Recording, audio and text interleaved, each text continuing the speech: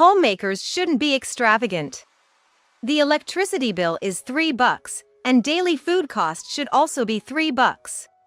Upon my return from shopping, that's what David said to me. Show me what's in those shopping bags, Sarah. Okay, but why? Taken aback, I handed over the shopping bags. David peeked inside. Don't need this. Don't need that either. Saying that, he kept moving items to a different bag.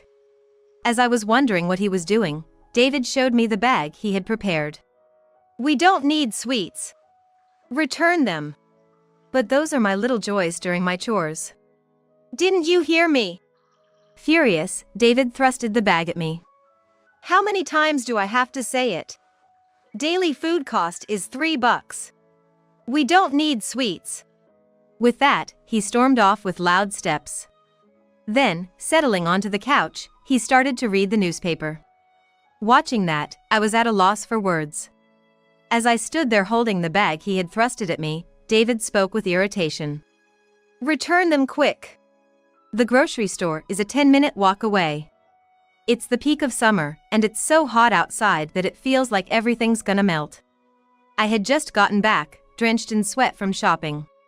And now he wants me to make that trip again. And that's just to return the sweets I bought. I couldn't move from that spot. David. Do you care about money more than me? Sure, saving is important. But aren't there more vital things in life? Enough. Holding the bag, I began walking, making a vow. I'll show you. This so-called frugality. David. Be ready. My saving skills are unparalleled. My name is Sarah Smith. I'm turning 27 this year. I've been married to my husband David for 2 years. David has always been a bit neurotic. He graduated from a prestigious university, and everyone acknowledges him as a smart person. His intellect was one of the things that attracted me. But after getting married and living together, his nitpicking nature became all too evident. Sarah, did you clean thoroughly? The windows are foggy. Yeah. David was shouting by the window. I approached with a sigh. I'm a homemaker, but there are other household chores, starting with cooking. I can't be cleaning all day. Regardless, David would inspect the entire house, pinpoint shortcomings, and blame me. What have you been doing while I was at work? What do you think? Household chores, obviously. You can't even handle household chores properly, and yet you're watching TV bossily? I sighed deeply. Everyone needs a break. Besides, I was only watching TV for a few minutes. That's when David came home and started inspecting the house. Hey, David. What's this? Now he's checking the contents of the fridge. What caught David's eye was a basket of fruit. I didn't buy it. It was a gift from our neighbor. I was thinking about eating it together after chilling it. You accept stuff like this. Why didn't you ask me if you could take it? But I was about to say that we shouldn't dismiss such a warm thoughtfulness. David began to talk before I did. It's not but. Don't accept gifts like this again. Got it? David lectured me as if he was talking to a child. I felt disheartened. I got it. David sometimes treats me like a child. One of our acquaintances even mentioned that she felt he looked down on her. I can't blame her. Even I sometimes feel the same way. Indeed, I have a high school diploma, but I'm still less educated than David. However, I never thought that made me any less of a person. But it seems David feels differently. You're a troublesome person, Sarah. You never know what mistakes you're gonna make if I'm not watching. I was taken aback by David's words. He never saw me as an equal. This realization saddened me. For someone with such a high educational background, David's earnings aren't that great. He works for a mid-tier company, and there's no sign of a promotion anytime soon. Yet, he looks down on his colleagues. It's just so frustrating. My boss is just not smart. That was David's usual complaint. I don't know David's boss. From what I've heard, he seems to be David's nemesis. I wonder what the real story is. David has a habit of exaggerating when he gets worked up. So, I can't take everything David says at face value. David mostly vents during dinner. Drinking beer, his face flushes as he complains about work. That guy, you know. Yeah. All I can do is nod. I don't even know whether the person David's talking about is his boss, a colleague, or a junior. How am I supposed to react to stories about people I don't even know their faces? Slowly, David's mood begins to sour. You're pretty cold, you know? What? After all the hardships I've been through, you just stand there laughing. It's like it doesn't concern you at all. With that, he looked at me with disappointed eyes. That was unexpected, I felt. I don't think it's none of my business. I believe David is really trying. But, he's just not getting the recognition he deserves. I understand why he's frustrated with his coworkers and job. David, I don't really know much about your job or workplace. That's why I'm explaining it to you. You just don't get it. Saying this bluntly, David chugged down his beer. I was at a loss for words. A few days later. Hey, I ran into a university buddy in front of the station today. He wants to come over. I got such a call from David on his way home. I panicked. How could he expect me to prepare for a guest at this hour? I had only prepared dinner for the two of us, just the usual dishes. I'd have to run to the grocery store now, buy some food, or set out some ready-made meals. That's impossible, at this hour. It's fine, it's fine. Just whip something up. With that, David hung up. I didn't even have time to think. I quickly put on makeup and hopped on my bike. I stopped at a convenience store closer than the grocery store and bought some booze and snacks. That'll do. I'm home. Welcome back. Oh, and you too. Hello, thank you for having me. David's friend mentioned he was single. Perhaps because of that, he seemed more stylish than David. It reminded me of David when we first started dating and made me feel nostalgic. I couldn't help but smile, to which David responded with annoyance. Just because this guy's handsome doesn't mean you have to keep staring. I'm not staring. I led the two to the living room. Seeing the food on the table, David's friend exclaimed in delight. I'm starving. This is great. Sarah, come here. Contrary to his friend, David looked displeased. What's this? What do you mean? It's tonight's dinner and some snacks. They're all store-bought. Did you slack off? What do you take my friend for? That's not. Tonight's dinner was salmon chowder, fried pork chops, and a tomato salad. These 3 dishes were homemade by me, while the snacks were, as David pointed out, bought from the convenience store. But David spoke as if all the dishes were store-bought. What were you doing at home? Housework, right? That's your job. Don't slack off. I didn't slack off. I just didn't have time for it. David, calm down. David's friend, seeing the tension, tried to calm David. David conspicuously sighed in response. This woman's always like this, you know. I'm struggling. David. I understood.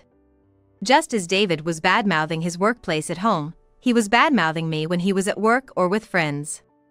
In fact, when he had a few drinks and got in the mood, David said things like this. Sarah, you're gonna cheat on me with him, aren't you? What are you talking about? Nah, I can tell. You're that kind of person. He accuses without any evidence. His friend and I managed to calm him down. After his friend left, David looked at me with crossed arms. As his drunkenness wore off, he became increasingly irritable. Sarah, can we talk? What? I had a bad feeling. But I couldn't ignore him. As I paused doing the dishes to approach him, David suddenly raised his voice. I trusted you, Sarah. And you spectacularly betrayed my trust and expectations. I was so embarrassed. He spoke as if he was the victim. I just stared blankly at David's face. He was genuinely angry. It showed on his face. But what did I do wrong? It was impossible to run to the grocery store and back in that short time, let alone cook. But when I tried to explain, David just kept saying, "You're just lazy," over and over. David's bad mood lasted for nearly 3 days. Just when I thought he had calmed down, he said, "Homemakers shouldn't be extravagant. The electricity bill is $3, and daily food costs should also be $3. With clear anger, David stated this. That day was a holiday. David was home during the day, and he greeted me when I returned from shopping. But he was still acting strange. As soon as he saw my face, the words, "Don't be extravagant," came out of his mouth. David went to the living room and started inspecting the shopping bags. "Don't need that. Don't need this either." Saying that, he kept moving items to a different bag he seemed to have prepared in advance. I was wondering what he was doing. Then, David thrusted this bag at me. "We don't need sweets. Return them." But those are my little joys during my chores. "Didn't you hear me?" David was furious. I was taken aback by his tone. "How many times do I have to say it? Daily food cost is $3. We don't need sweets. Return them quick," said David. I was at a loss for words. I looked outside the window. It's the peak of summer now, and it's so hot outside that it feels like everything's gonna melt. The grocery store is a 10-minute walk away. And now he wants me to make that trip again. And that's just to return the things I bought. Even now, sweat is trickling down my forehead. I wish David would drive me there, but he was just sitting on the couch, showing no intention of moving. David never considered my health. Walking around in this heat was just too much. I might pass out. I tried conveying that with my eyes, but David ignored me and continued reading his newspaper. Fine then. I picked up the bag and started walking. All right then. I'll show him. This so-called frugality. Fueled by anger, I didn't mind the heat at all. I continued walking silently, accomplished what I had to at the grocery store, and returned home. "You can do it if you try, can't you?" David said, looking pleased. He still hasn't realized my true feelings. David. I've reached my breaking point. I can't put up with David's paranoia any longer. I can't break up with him until I surprise him. From that day, I embodied frugality. "What? What's this?" David, returning from work, was taken aback. I said matter-of-factly, "I sold all the electronic appliances to save on the electric bill." "What the hell are you thinking?" David yelled, but I ignored him. In the living room, there are just a table and 2 chairs. All the other furniture was gone. Oh, by the way, I also sold that component stereo David cherished so much. "Sarah! How could you do that? Are you serious? Tell me you're joking." Dead serious. I laughed as if David was joking. After all, we're trying to save on electricity, right? So, you gotta help out too. I told you to save money. I never lived extravagantly to begin with. I didn't live extravagantly either. I held back my emotions, just maintaining a smile. I can't let myself get angry too. I told it to myself and continued. "But since you said it, David, I decided to try my best." "That's what you wanted, right?" "Yes, but still there's a limit, Sarah. Where did you sell them? We need to get them back." "Forget that for now. Dinner's getting cold. We don't have a microwave anymore, so if it gets cold, you'll have to eat as it remains cold." Hearing this, David hurriedly sat at the table. I followed him with a wry smile. As David was about to sit, his expression froze. "What's this?" "It's dinner," I cheerfully replied. "Green beans stir-fry, mixed bean soup, and then—" "They're all beans!" David exclaimed in horror. I think David was neither particularly fond of beans nor disliked them. But now, he seemed terrified by the pile of beans in front of him. "You're trying to save on groceries, right? Then, we've got to make do with cheap ingredients." If you don't buy sweets. That's it. The discounted ready-to-eat meals. You don't like prepared meals, right? I said coldly, changing my tone. Besides, even the discounted items cost $2. We can't afford that. What about beer? None. I thought he'd have guessed by the fact we had no fridge, but David looked close to tears when he heard there was no beer. So, from now on, we're going to eat beans every day? If I find cheaper ingredients, I'll consider alternatives to beans. I said so and sang the prayer before the meal. Eat up quick. Green beans stir-fries getting cold. I can't live like this. It's been 2 weeks since we started living frugally. David said, his head slumped over the table. Sarah, give me a break. I was wrong. This is just too much. Let's save money in a more reasonable way. What are you talking about? I was quite excited. Once I started, I enjoyed frugal living. Having almost no furniture makes cleaning easy. David begged desperately. If you're gonna continue this frugal lifestyle, break up with me. David, you suggested it, remember? I said, feigning surprise. David just shook his head. I'm tired from work. I just want to relax at home. It's only stressful in this environment. We do have the air conditioner on. In this heat. If there wasn't. But I went shopping under the blazing sun, twice back and forth, because you said so. I said it like it was no big deal. But I was angry inside. David was too selfish. He never even tried to understand why I started this lifestyle. I'm not breaking up. Sarah! David looked at me in shock. My love for David was almost gone too. This was revenge. I wasn't going to let him off the hook so easily. He needed to taste saving a little longer. I can't stand this house anymore. Suddenly, David shouted. He stood up from his chair and walked out of the living room. David? I'm going back to my parents' house. I'll send the petition for divorce to the court, so see you at a hearing. Saying that, he walked from the hallway to the entrance, got out, and got into his car. Apparently, he was heading to my parents-in-law's house. I didn't care. David will be back soon anyway. Sure enough, a few hours later, David made me a call.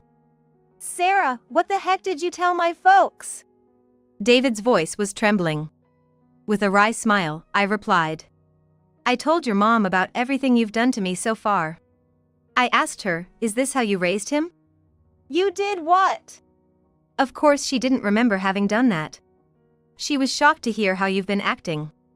I ain't making things up. Unlike you. I've got my proof too. I've been secretly recording my talks with David.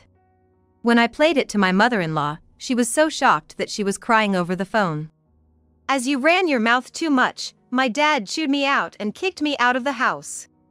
That's rough. I nodded, as if it wasn't my problem. Honestly, I can't see why David's so mad. All I did was tell the truth.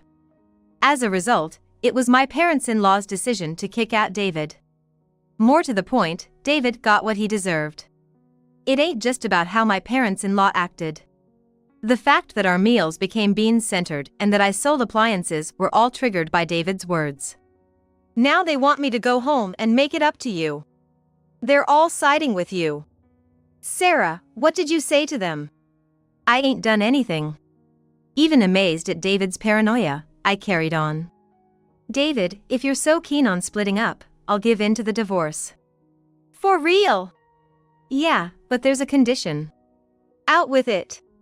David was all fired up. He really wanted to get divorced. At the same time, I wondered. I wondered if a woman who was David's ideal really could happen to exist in this world. Give me $100,000. So that I can live peacefully after we split up. 100,000. Stop joking. I don't have such many properties to divide. But if we keep living frugally, I think we can save up that much. Till then, no way I'm agreeing to a divorce. That's nuts. David shouted it was crazy. But it ain't crazy. If we live frugally, we need a goal. I just smiled. I rubbed my still flat belly.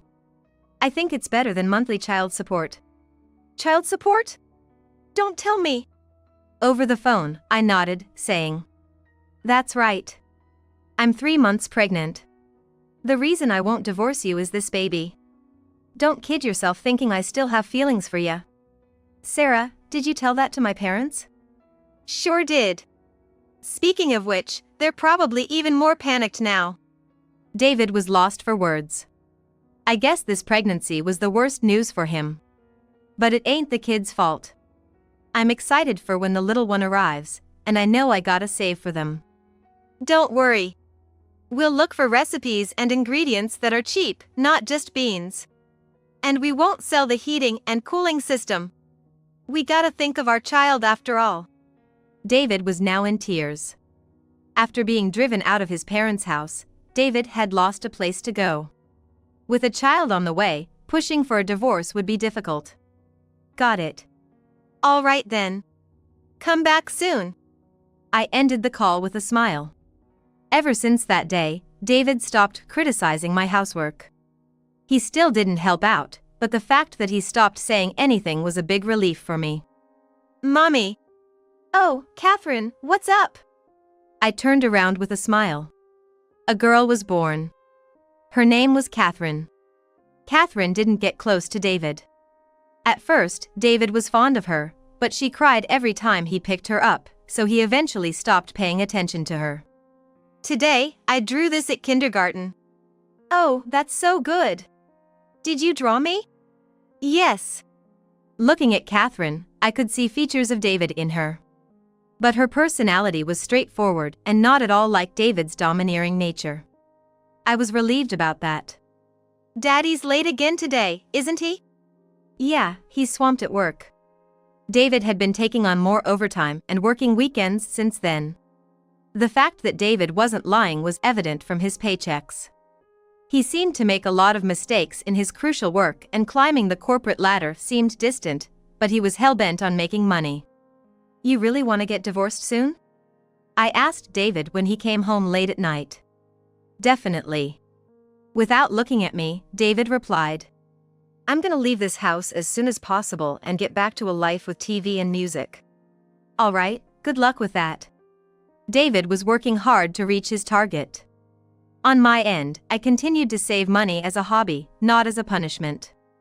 David had grown to despise saving, but it was his idea in the first place. He had to take responsibility. David worked tirelessly and even went to the extent of asking favors from friends and acquaintances.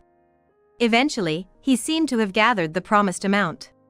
If the wife is saving, the husband's gotta work hard, right? Yeah, that's right. Looking exhausted, David left my side. I didn't know where he was headed, especially after losing the trust of Sarah's parents. Well, then. I looked around the room. Perhaps I could be called a minimalist. Living with only essential furniture seems to suit me well. Catherine had adjusted to this lifestyle too. Drawing was Catherine's hobby, and she was often praised by others for having a knack for it since she was little. In fact, her dream now was to become a cartoonist. She had just started elementary school this year, but her drawings were already better than mine. "My classmates also praise my drawings." "That's great to hear." If Catherine stays on track, she'll probably go to an art college someday. The money I've saved up will come in handy then. On top of that, I've been receiving child support from David for Catherine. So, I didn't intend to use it for daily expenses. Well, Mom's gonna work now. Okay. I couldn't leave Catherine, an elementary school student, alone at home. After some thought, I started doing transcription work from home. The work is repetitive, but by focusing at set times, I could get a sense of accomplishment. "Mom?" "What's up?" "I heard there's an art competition coming up. My teacher asked if I want to try it out." "That's awesome. Why not give it a shot?" I hugged Catherine as I said this.